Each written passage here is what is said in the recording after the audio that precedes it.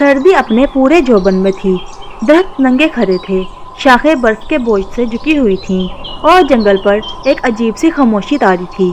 ऐसी खामोशी जिसमें सिर्फ सर्द हवा की सिसकी सुनाई दे रही थी।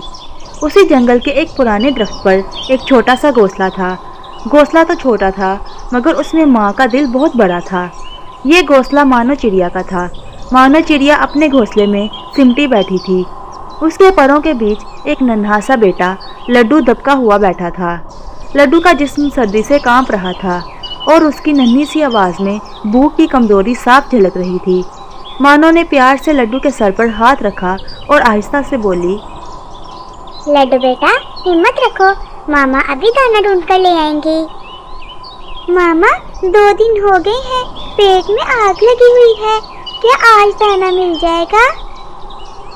मामा चिड़िया का दिल तड़प उठा। उसने नजरें आसमान की तरफ उठाईं, जहां बर्फ मुसलसल गिर रही थी। फिर आह भरी और बोली, बेटा, ये सर्दी का मौसम है, दाना मिलना आसान नहीं, मगर मामा है ना, मामा अपने बच्चे को भूखा नहीं सोने देंगी। मामा, आपको भी तो बहुत सर्दी लगती है, फिर आप क्यों जाती हैं? बेटा, मामा की सर्दी, मामा की भूख, सब बच्चे की भूख के आगे कुछ भी नहीं होती। ये कहकर मानो ने अपने परों को मजबूती से समेटा, घोंसले से नीचे उतरी और बर्फ में दाना तलाश करने निकल पड़ी। दूसरी तरफ पहाड़ों पर लल्लू कौवा अपना दाना तलाश कर रहा था। सर्द हवा उसके परों से टकरा रही थी, मगर वो जिद्दी था, हिम्मत वाला था। लल्लू कौवा खुद से बड़बड़ाया, हाय हाय, कैसी मुसीबत है, सर्दी है, दाना मिलता ही नहीं, पूरा दिन उड़ उड़ कर थक गया हूँ। अचानक उसकी नज़र बर्फ के एक किनारे पर पड़ी। वहाँ बड़ी मुश्किल से एक ताज़ा दाना पड़ा था। लल्लू की आंखें चमक उठीं। अरे वाह, आज तो किस्मत जाग गई। वो दाने के पास आया, चोंच से उठाया, मगर फिर रुक गया। उसका हल्क खुश्क था, प्यास शिद्दत से लग रही थी। वो खुद से बोला, प्यास तो बहुत लगी है और नदी यहाँ से ज्यादा दूर भी नहीं, मगर अगर मैं दाना घर ले गया तो इतनी सर्दी में दोबारा नदी तक आया नहीं जाएगा। हाँ, एक काम करता हूँ, इस दाने को यहीं बर्फ के नीचे छुपा देता हूँ, पहले पानी पी आता हूँ, फिर वापस आकर दाना घर ले जाऊंगा। ये सोचकर उसने अपनी चोंच से बर्फ हटाई, दाना उसके नीचे दबाया और बोला, यही महफूज रहेगा, कौन आएगा इतनी सर्दी में यहाँ। ये कहकर लल्लू कौवा नदी की तरफ उड़ गया। तभी मानो चिड़िया दाना ढूंढते ढूंढते पहाड़ों की तरफ आ निकली। या अल्लाह, बस एक दाना मिल जाए। अचानक उसका पाँव बर्फ के उस नरम हिस्से में धंस गया। वो चौंक गई। उसने चोंच से बर्फ हटाई और अचानक उसकी नज़र एक ताज़ा दाने पर पड़ी। मानो चिड़िया हैरान रह गई। अरे, ये दाना बिल्कुल ताज़ा लग रहा है, मगर इतनी बर्फ के नीचे कैसे? उसने इधर उधर देखा, सन्नाटा था। वो खुद से बोली, खैर, जो भी हो, ये अल्लाह की रहमत है, मेरा लड्डू 2 दिन से भूखा है।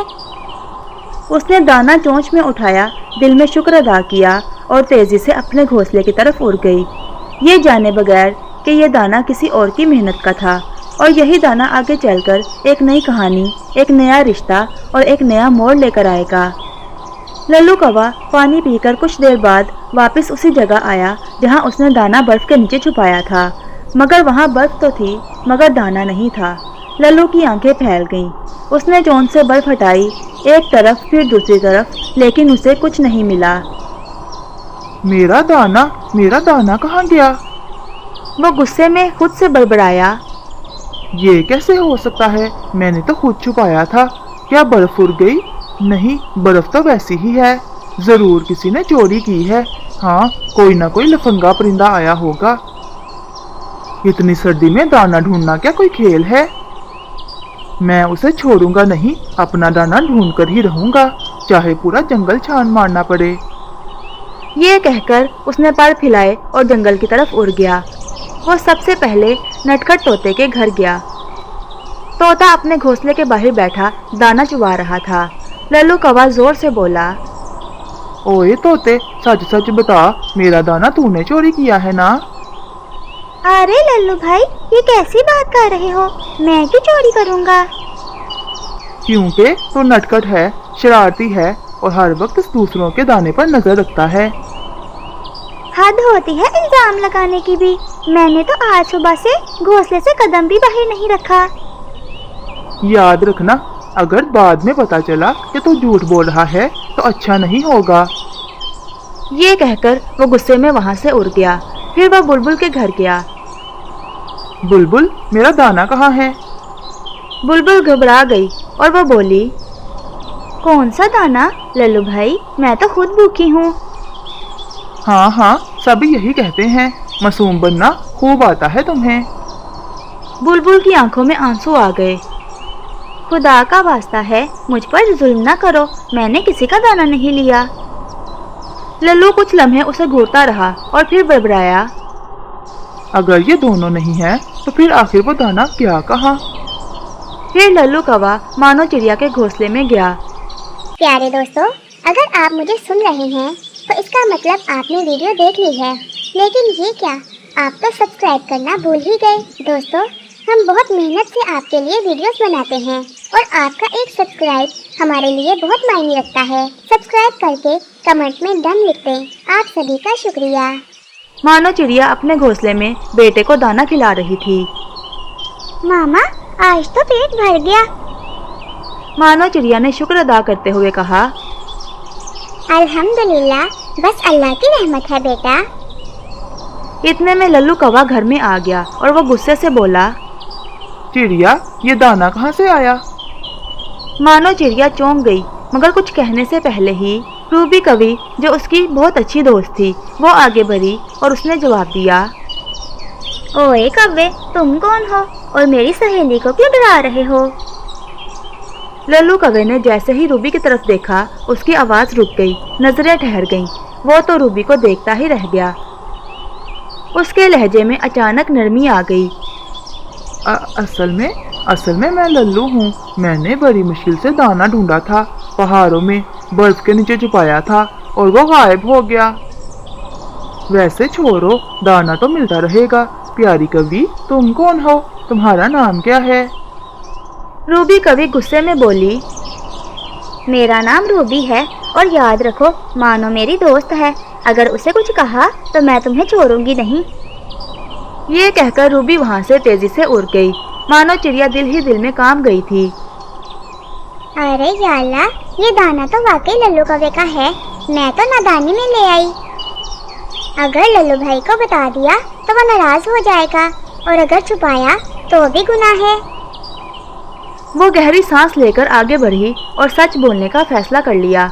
मानो चिड़िया ने हिम्मत जमा की और बोली, लल्लू भैया, मुझे नहीं पता था कि ये दाना आपका है। मैं तो अपने बेटे के लिए दाना ढूंढ रही थी, बर्फ के नीचे मिला तो नादानी में ले आई। ये मेरी गलती है, मुझे माफ कर दो। लल्लू कौवा, जो अभी तक गुस्से में खड़ा था, ये सुनकर चौंक गया। उसकी आंखों में गुस्से की जगह खैरत आ गई। तुम चोरी नहीं कर रही थी? नहीं भाई, माँ हूँ ना। मेरा लड्डू 2 दिन से भूखा था। अगर जानती कि ये किसी का है तो कभी ना उठाती। छोड़ो इन सब बातों को चिड़िया बहन, कोई बात नहीं। सर्दी में भूख का दर्द मैं समझ सकता हूँ। तुम दाना सारा ही खिला दो। सच? आपको गुस्सा नहीं आया? गुस्सा आया था, बहुत आया था, मगर अब नहीं। बस एक छोटी सी दरख्वास्त है, वो अपनी सहेली रूबी कवि से मेरी शादी करवा दो। मानो चिड़िया ये सुनकर हक्का बक्का रह गई। शादी? लल्लू भाई, देखो, वो कवि आपसे अभी भी बहुत नाराज है। देखो चिड़िया बहन, दाना तो अल्लाह फिर दे देगा, मगर रूबी जैसी कवि दिल में एक ही बार आती है। अच्छा ठीक है लल्लू भाई, फिक्र ना करो, मैं उससे जाके बात करूंगी। बस तुम मुझसे बात कर लो, अगर वो मान गई तो मेरी जिंदगी संवर जाएगी। ठीक है लल्लू भैया, मैं कोशिश करूंगी। दाने के लिए मुझे माफ कर देना। लल्लू कौवा ये सुनकर खुश हो जाता है। अगले दिन मानो चिड़िया कवि के घर जाती है। चिड़िया रूबी कवि से सारी बात बताती है, लल्लू से शादी करने की बात, और रूबी कवि ये सुनकर थोड़ी नाराज हो जाती है। उस लल्लू कौवे की सिफारिश करने आई हो तुम, जिसने तुम पर इतनी बदतमीजी की? वो बदतमीजी भूख और सर्दी की वजह से थी। वो मेहनती है, पहाड़ों पर दाना ढूंढता है। ओह, तो अब तुम मेरा रिश्ता उस लफंगे से कराओगी? अरे नहीं रूबी बहन, सच बताऊं, जब उसने तुम्हें देखा था तो उसकी भूख ही मर गई थी। क्या? रूबी कवि काफी देर खामोश रही और आखिरकार मान गई।